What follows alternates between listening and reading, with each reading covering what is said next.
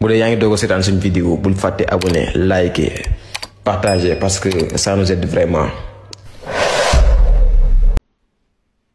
ba vérifier def recoupement def la un travail journalistique bañ na ko Bouba Ndour Pastef la bokk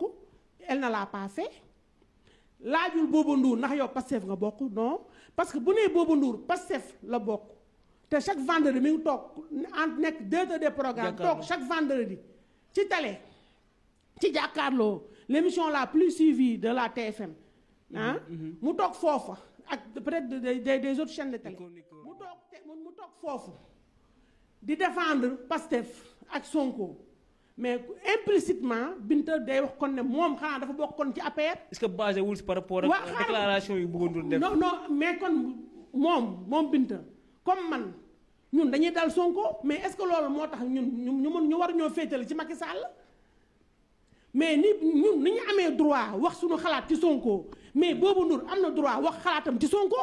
man su ma amee droit ne je n'aime pas Sonko je n'apprécie pas la politique de Sonko mais Bouba Ndour a parfaitement le droit et la liberté de dire mais j'apprécie Sonko mais est-ce que pour autant cela en fait un militant de Pastef te Binta n'a pas le droit toog ci télé ndax Bouba Ndour directeur des programmes la bu toogee ci jàkkaarloo il n'est pas là-bas en tant que directeur des programmes il est là-bas en tant que chroniqueur au même titre que les mais da nga gis ñu koy di ko malmené man Bouba Ndour n'est pas mon ami Bouba Ndour bés bu yàlla sax télé laay waxee mu ngi may dégg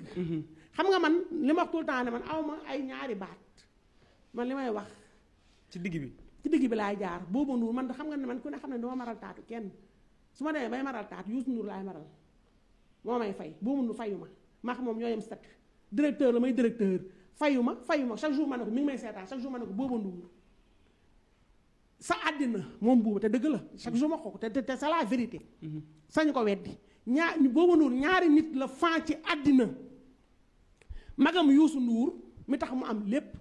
ak Aïssatou Diop Fall mii toog. lu tax Aïssatou Diop Fall xam nga tax Aïssatou Diop Fall parce que man donc maa ko faalewul Bouba Ndour bay ñëw Futurs Médias dañ koy ñu bëri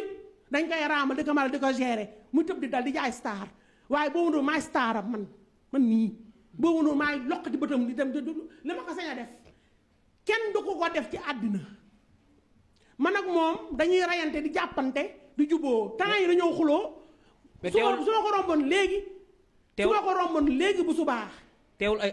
ay xarit ngeen non du ñu ay xarit Bouba Ndour man sama xarit Ndiaga Ndour la dama lay wax Matar man Youssou Ndour miinuma ko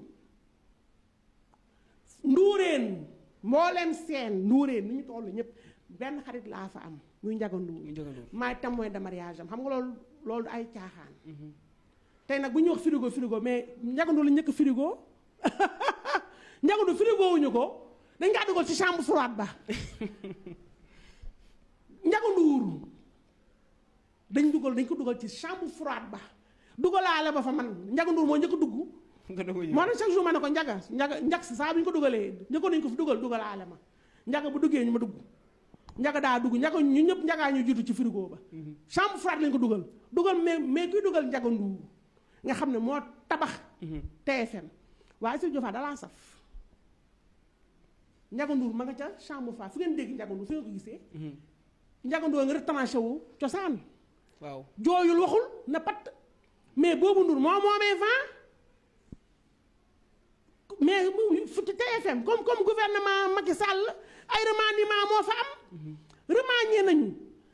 kaj ji mais équipe bële man ca laa bokkaale indiwaat équipe bu bees mais loolu day xew àdduna noonu la sax àdduna noonu la mais Bouba Ndour laa la wax Binta Diallo daf ko tooñaa Bouba Ndour bokkul Pastef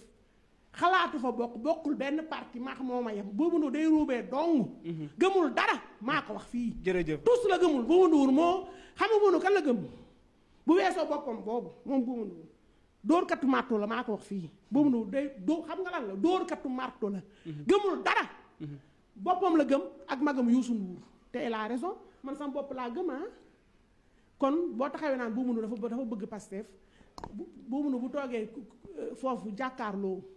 chroniqueur la fa gis nga ko bu fa nekk bu fa toogoon comme directeur kon ña fa nekk ñam nga xam ne moom donc moo fa am rang ak statut directeur kon ña fa nekk comme bi ñu wax ne monsieur le directeur lañ koy wax mais gis nañ ni ñu koy bëgg di ko mën nañ buuba mais et puis xoolal ni mu fi toogee simplement te nag Bouba nag man Bouba je ne l'apprécie pas c'est pas mon ami waaye nag am na xorom ci jàkkaarloo dëgg nañ ko wax. boobu du dara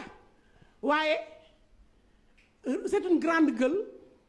am na njariñ jàkkaarloo Bouba Ndour nga boole ko ak Malal mais ñoom ñaar ñoo tey ñoom ñaar bu ñu jógee jàkkaarloo lu fay des Charles Faye dafa sedd. Der kenn waxaale ko Der kii la ñar mu amul suukar la kële ku fa nekkati kan moo fa desati Charles Faye nee naa dégguma Charles Faye nee naa la tubaab la Charles Faye sa foog fekk mi ngi yee sungom tubaab la ñoo fa ne Der ñarum meew la bu am tuuti suukar zirik la waa léegi boo fa Bouba Ndour jógee fu mu laat jóge fa waaw yu des jàkkaarloo ñu jàkkaarloo ñu am nag suñu salaire yi ñu fay par bu ta jaal bu ñu yàqal suñu salaire yi ñu jot par mois mais si jàkkaarloo lañ ko jëlee Bouba Ndour mii toog fa du yuuxoo di wuube bu ñëpp jaaree fii mu jaar fii Bouba Ndour gëmul dara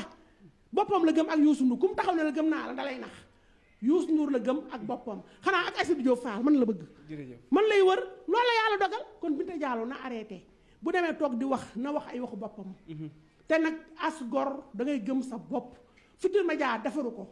moom dafa indiwaale expertise am ak valeur ajoutée la fa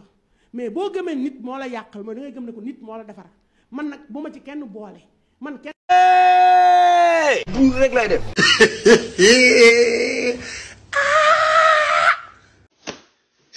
ndayam li du réew waay mais doon Sénégalais moo metti ndayam. bu dee yaa ngi doog a seetaan suñu vidéo bul fàtte abonné liker partager parce que ça nous aide vraiment.